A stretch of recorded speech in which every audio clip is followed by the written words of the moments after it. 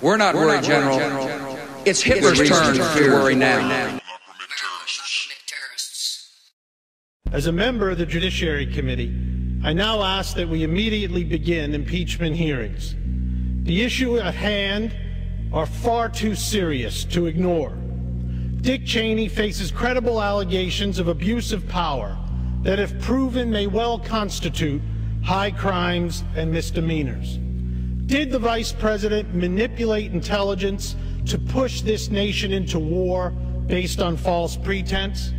Did the Vice President unmask a covert CIA agent for political purposes? Did the Vice President order the illegal surveillance of Americans and the illegal use of torture? These questions must be answered. Just recently, former White House Press Secretary Scott McClellan revealed that the Vice President and his staff purposefully gave him false information to report to the American people a clear obstruction of justice.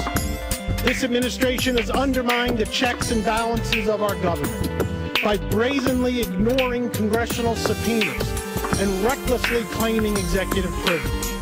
Impeachment hearings are the only way to force the Bush administration to answer questions and tell the truth. Congress must take the first step by enforcing the subpoenas against Harriet Miers and the President's Chief of Staff and hold them in contempt of Congress. In this time, at this moment, Congress must stand for the truth. If we fail to act, history may well judge us complicit in the alleged crimes of Vice President Cheney. Madam Speaker, a growing chorus of Americans are calling for accountability. The response from Congress thus far has been silence and denial. Not long ago, I launched a website in support of my call for hearings. The people responded en masse. After only 4 weeks, over 189,000 Americans have registered their support for hearings. Names I now hold in my hand.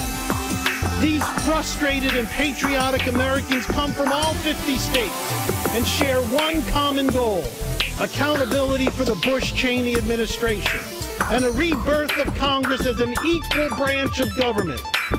So many have been working on this cause before me.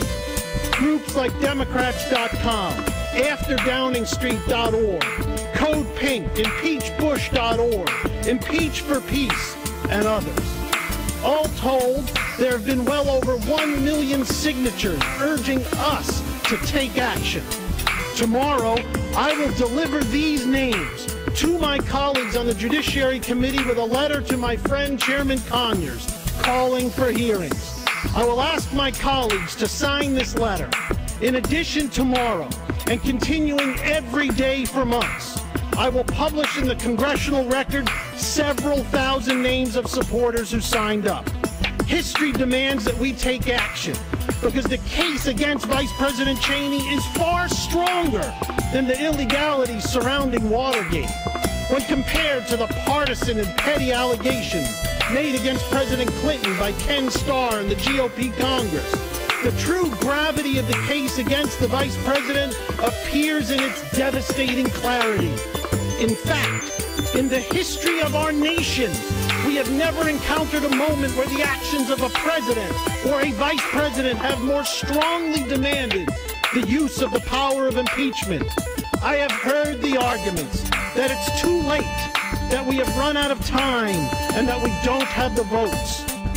While today there may not be enough votes to impeach, it's premature to think that such support would not exist after hearings. Let us remember that it wasn't until after hearings began that the Watergate tapes emerged. Who knows what facts will come forth when the full truth is told in this case? Arguing that it is too late signals to future administrations. Time has expired. That in the waning months in office, they're immune from constitutional accountability. Hold hearings which will put the evidence on the table, and the evidence alone must determine the outcome. Thank you, Madam Speaker. Toward the Vice President. Your time has expired. because people have got to know whether or not their president's a crook. Well, I'm not a crook. I've earned everything I've got.